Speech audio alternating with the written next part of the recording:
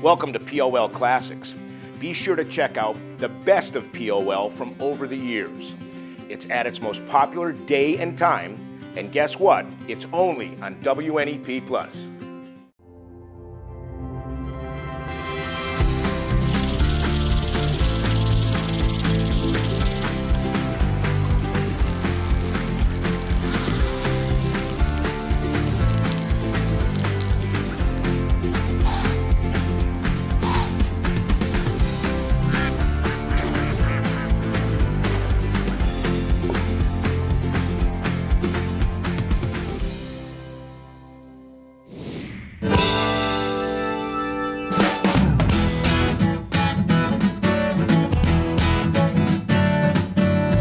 WNEP proudly presents the premier outdoor show in northeastern and central Pennsylvania. Pennsylvania Outdoor Life, your window to the great outdoors.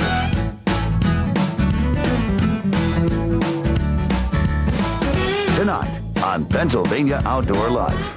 We'll have some shooting tips for you as we plan to give away a bow and arrow. Plus, we'll photograph wildlife like you've never seen before on film or videotape. Our sights are set. Pennsylvania Outdoor Life starts right now. Hello, everyone, and welcome to Pennsylvania Outdoor Life. I'm Don Jacobs, getting ready to give you some more information about this bow and arrow giveaway from Riverside Archery Range over there in Wyoming. But right now, I'm going to make my way over to co-host Ken Hunter, who's going to talk a little bit about outdoor photography. Hey, by the way, if you helped us out with Jerry Lewis's Muscular Dystrophy Labor Day Telethon, thank you very much. The response was completely overwhelming. But first of all, this can't be a hard subject for you to talk about or for Jake, a story for you to do. One of my favorite subjects. It has to be. I love it. You know, wildlife photography is always in season. It never goes out of season. And I recently had an opportunity to have my friend Joe McDonald, one of the finest photographers in the country, join me for some photography up in northern Pennsylvania in the woods and the fields. We got some great shots. I live in McClure, Pennsylvania, which is kind of the central part of the state. I've been a photographer since I was a kid. I think I started photographing when I was in 8th grade, and I'm doing this at least on a semi-professional basis since about 9th or 10th grade in high school. And since 1983, I've been doing this full-time. We've got a pretty warm day here today. We're going to be doing some stuff right here in good old Pennsylvania, north central PA, Sullivan County area. And we're going to go out and see what we can find in the way of some wildlife. We probably won't find anything real exotic, but we might see some deer, some ducks, and things like that. What are you looking for here today? What kind of things can we do here to help some people out? What's your plan? Today I brought along some telephotos because I was anticipating that we might photograph waterfowl or white-tailed deer and maybe bear, what have you. But typically when I go out, and this is I think the best lesson for a viewer to know, is I don't go out with any real expectation. I'll go out with a couple different lenses, maybe a telephoto, some macro gear, and then just move along slowly and kind of just let nature just suck it in. And when you see something good, shoot it at that point.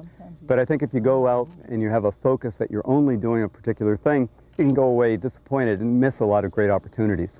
You notice also that if you watch when I have my tripod down, I usually keep my tripod as low to the ground as I can.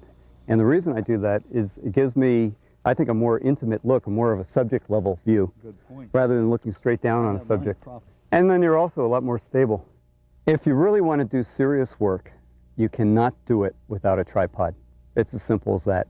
And you're deluding yourself if you don't.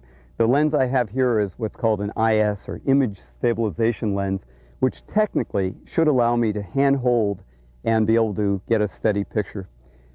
And it does to an extent. And in very dire circumstances, if there's no other recourse, I will in fact hand hold. But I do that only at the last resort.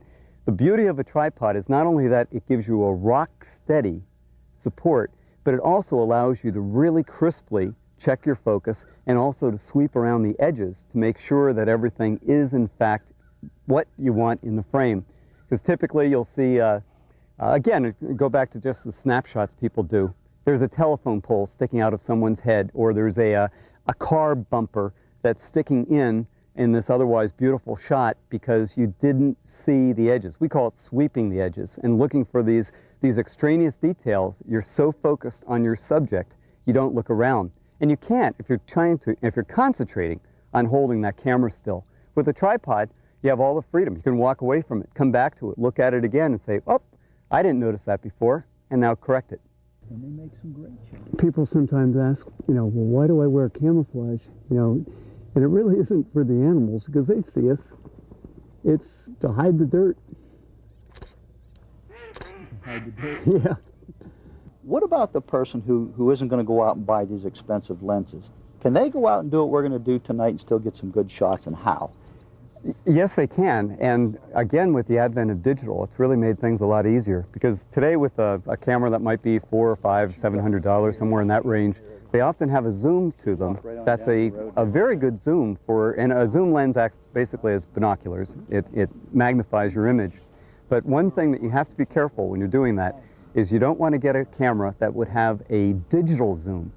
Whenever you look for a camera, look for one that has an optical zoom, because a digital zoom just magnifies pixels. So it ends up, when it's enlarged, it just becomes this blurry mass. It's awful. What you want is a lens, even if it may not be as great a magnification, but if it's an optical zoom, it will give you a good image. And then you can always enlarge that or crop that if you need be.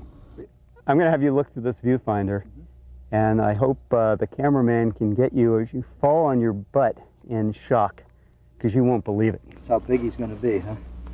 All right. Holy cow. That covers most of the frame. He's got wingtip to wingtip. He's just at the edge of the frame. Yeah. That's amazing. That's beautiful. It's two fawns. Yeah.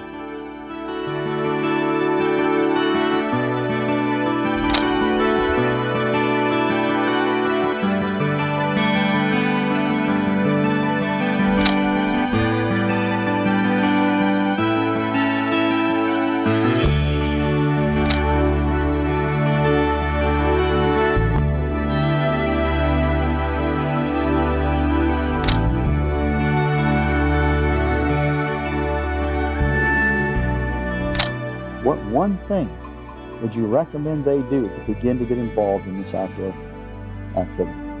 I think it would be a two-part answer. One would be to determine what they like to do. Is it photograph wildlife? Is it to photograph macro? Is it to photograph flowers or landscapes? And when they decide that, then read about it so that you know what equipment that you might need, whether it's wide-angle lenses or macro lenses or telephotos, so that when you do follow the pursuit, you're not frustrated. Because if you start with that 50mm lens that we talked about that comes with your camera, you're going to be very frustrated trying to photograph a white-tailed deer or a rough grouse in the woods. But if you had the proper equipment and then patience, which would be the third part of that whole thing, just let things happen and be patient about it, and then good things will happen. Well, I want to thank my good friend Joe McDonald for joining me that day. You know, we had a really great day of photography, as you can see. A lot of people have said to me, Jake, you didn't get all that in one day, but you know, we did get that in one day. All of that happened that same day, that same afternoon and evening. I think the key to it is a photographer, just like a hunter, needs to get out and pre-scout the area so when it's time to get down to business, you can do it. And by the way, if you want to know more about Joe McDonald, go to his website at hoothollow.com. It's real simple, hoothollow.com. I think you said it best, Ken, when you said for a wildlife photographer, their season is year-round. It is. And not unlike archery hunters who are getting ready for the October 4th of the archery season, we're going to take a short break, but when we come back, we're going to have some tips for you, and we're going to tell you how you can win this, so stick around.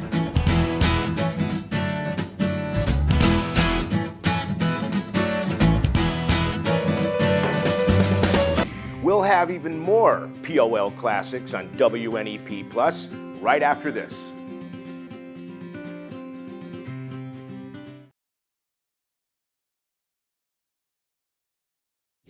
Welcome back to Pennsylvania Outdoor Life. You know, this indeed is a wonderful month, Jake. September is the outdoorsman's month. We've got dove season in.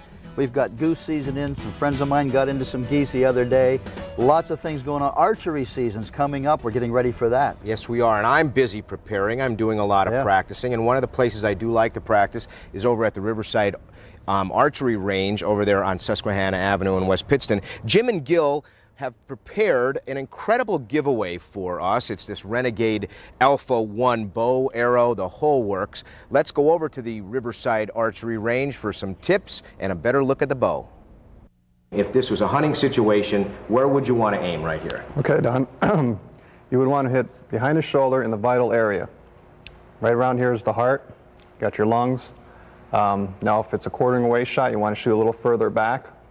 From a tree, you want to do the same thing. But a lot of guys do is, if the deer's on this side of them, what they do is imagine the arrow going through and aiming at the other leg on the other side. So you're angling right across it. Okay. So make sure you hit those vitals. Now, when you're talking about vitals, I'm an old rifle hunter from way back. I'm up in here with the rifle. Why am I here? Because your arrow won't blow the shoulder away like a bullet in a rifle will. So you want to make sure you're on and you hit the vitals. Vitals is your heart and your lungs down in this area, behind the shoulder, right behind it. Right in this area here is where you want to hit the deer. Now, when you're talking about quartering away, you would actually let the deer turn a little bit and walk away from you, and why is that? Exactly, because you want to have the arrow come in at an angle where it's not going to affect any of the bone, and you're sure to hit the vital areas.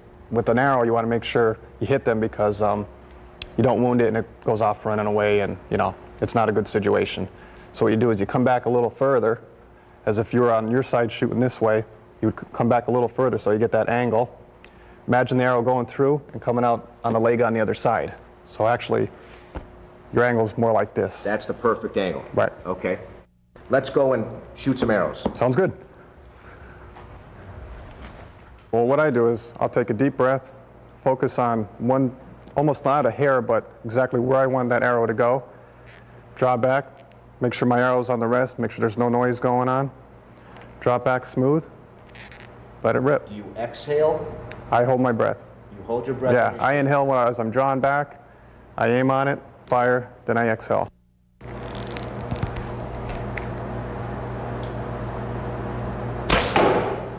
And it works.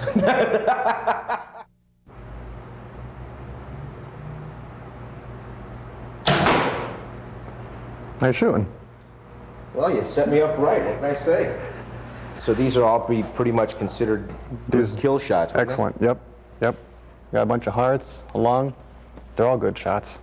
So now that we're shooting like this, I guess building up your arm and getting used to your bow. I mean, once you're on target like that, the rest of it is getting your body ready, isn't it? That's it. Yeah. You want to also take into consideration what you've been practicing all summer. You have that one time to make that shot.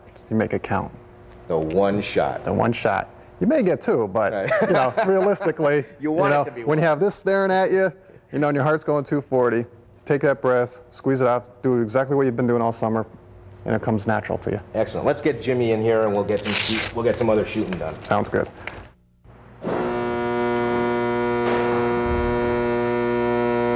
Now when the fun starts. Now we're allowed to have them knocked, right? Yeah. Yep. Knock. You'll have 10 seconds to shoot it, Don. So there's no rush.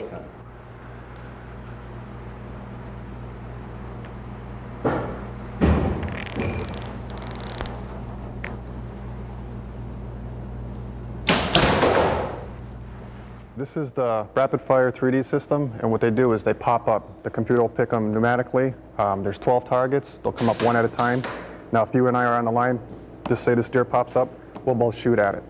He'll go down, something else will pop up. It runs on pneumatics. The computer picks it all.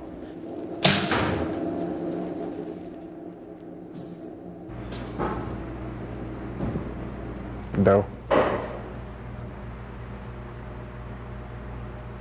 Nice, between the trees. Between the trees. I'd never even take that shot. Well, really. Come on, this is as realistic as it'll get. I know, but... See? And then they all pop back up? Yeah. If they're going to hunt from a tree stand, they should practice from a tree stand. And I know the weather's been hot now, but if you could wear the gloves, the face mask, the hat, your arm guard, any clothing that you'd normally wear during a situation, it's good to practice with that on. Nice shot. If you want to practice, now's the time. You want to condition all those muscles so when you're out there, you're not shaking like a leaf, or that big one comes by, it's not going to go away because there's too much poundage on the bow and he spots you. You want to be conditioned. Is 3D a good way to practice? It's an excellent way because you know exactly where your arrow's hitting. You know right where that vital is, you know how you're aiming, your distance. everything comes into play. So it's just not picking up the bow, going out and getting a deer. You got to put some time and thought into it, practice. The best thing is to know your distance. You want to know your 20 yard, you want to know your 25, your 30, your 35. And if you practice those distances and you know you could hit the vital, then you can take the shot. But if you're iffy about it and you're not sure, there's a chance you're just going to wound that deer, and that's not good. Gil Dominic, Jim Bigliomini from the Riverside Archery Range over there on Susquehanna Avenue in Wyoming, not West Pittston, I was wrong, in Wyoming. You know, they have set this up through Renegade to give us a half a dozen carbon arrows, these arrows right here. The bow, the release, lessons, the carrying case, t-shirts, the whole bit, and it's really, I mean, feel that. There's feel really how, nothing, there's feel nothing how you light, need for this, is and there? feel how light that is. Boy, I know the other day, Jake, when I pulled that, the let off was about 75, 85%. Yeah, an incredible let off. You could hold it forever. I guess. POL Classic, we'll have much more of it on WNEP Plus right after this.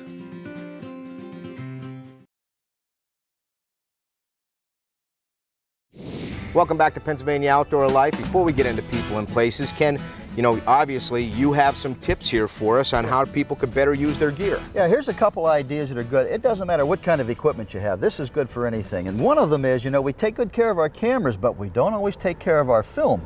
I would suggest you get yourself a little cooler. I have this little Coleman cooler here. And inside, put some ice. I use one of these little ice packs in there. That keeps it nice and cool, and the idea is you want to keep your film nice and cool. I keep it in a little plastic bag so it can't get wet. Little containers are in there, so they're good and dry, they're good and safe. And the reason you do this is film has a life, and actually the color can change, it can shift.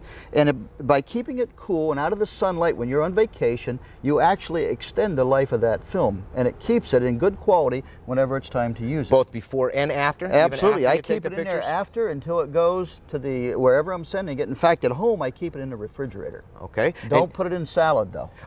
Yes. Our next tip, you've corrected me. You're not just supposed to go and do one of these to clean a lens, right? No, don't do that. Always, in fact, always keep your lens cap on. I have a little piece of string on there to keep it there so it doesn't get lost. That's another good idea. And don't take your shirt or don't breathe on it and just rub on it. These are delicate instruments. This little pen here has been one of the finest cleaning tools I've ever used. It's called a lens pen. And the nice thing about this, Jake, is you just pop that off. There's a concave surface there, and you just rub that on there, and that cleans it right up, just Jim dandy, just like that. Where can people find gadgets like that? Better camera shops? I would think any camera store would have something like that. And this is good for any kind of camera, any kind of equipment you use. These are two things you need to do to take care of the camera lens and the film. And just in time for people to get out there and take pictures for our segment of our show called Pennsylvania People and Places. Let's take a look at that. We opened this week's edition of Pennsylvania People and Places with some successful anglers. Here we see from left to right Lauren Kresge, Aaron Schnell, Charles Kresge II, and Charles Kresge III of Palmerton. The group are seen here displaying the stringer of salmon that they managed to catch while fishing aboard the Whiskey Runner in Point Breeze, New York. Nice catch, guys. In our next photo, we have Kyle Barrett on the left and his father Christopher Barrett on the right, both from Jessup. The two are seen here with a 15-inch largemouth bass that Kyle caught while fishing with a redworm at Lackawanna State Park.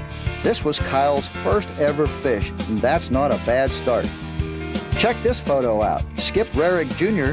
of Palmerton is seen here with a 26-pound king salmon that he landed while fishing on Lake Ontario aboard the charter Cold Steel. Skip was joined on the outing by his father Skip Rarick Sr., and they tell us that they just can't wait until the next time they get to go. Now, let's check out a couple of turkey photos. 12-year-old Adam Chilson of Towanda is seen here with a spring gobbler that he shot on the opening morning of the season around 7:30. Adam was hunting with his uncle Mike Doss in Bradford County when this bird presented a shot. Nice going, Adam. In our final photo for this evening, we see Myron Goldeck of Dixon City and the gobbler that he shot on the second day of the spring season while hunting near Montdale.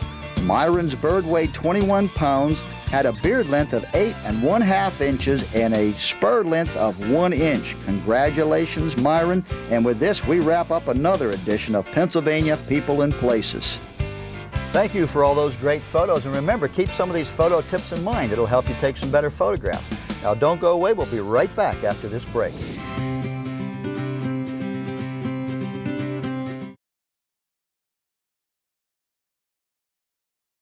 We have some great stuff to give away. We have one of our Pennsylvania Outdoor Life hats with the logo.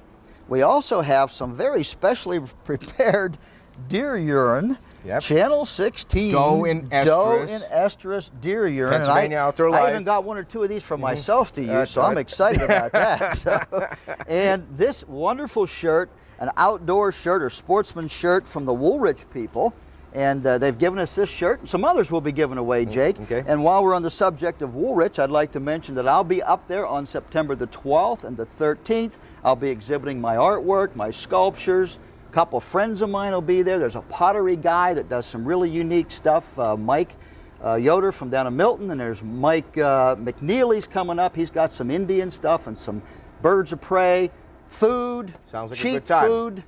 Sounds like a good time. Sounds like a good September time. 12th and 13th. Let's get these off of the barrel here. Don't break these bottles, or Oh, we'll be paying no, for that. no. And I had to ask you the question: is it true that like real men draw for a living? This artist stuff Oh that yeah, you do? sure. Real men do that. They don't make a lot of money at it, but they draw. But they yeah, draw. they for a draw. living. Well, I just thought I'd ask you that. We have got some incredible stories coming up, including how they bottle the Pennsylvania Outdoor Life Doe and Estrus urine at a local company. And Well, the lucky winner is Danielle Sickler of Milford, PA. congratulations, Danielle. Also, next week we'll take a look at the Gander or the Cabela's. Cabela's store, Yeah, the huge great trip Cabela's to store Cabela's. opening up in Schuylkill County. Yeah. Great wonderful, story there. wonderful store. My goodness, I was blown away. Yep. The deer exhibit was just 100 life-size mounted deer. Unbelievable. Fantastic. We'll take a look at that. Have a great week. For Ken Hunter, I'm Don Jacobs. And for everybody else behind the scenes, that's Pennsylvania Outdoor Life for this weekend. Have a great week. So long.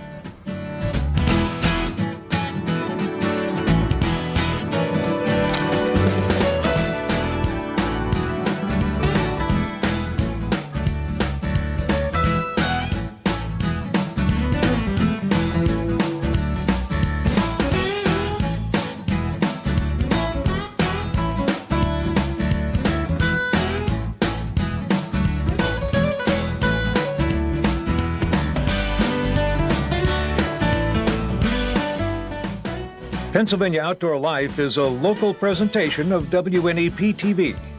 We're proud to serve northeastern and central Pennsylvania.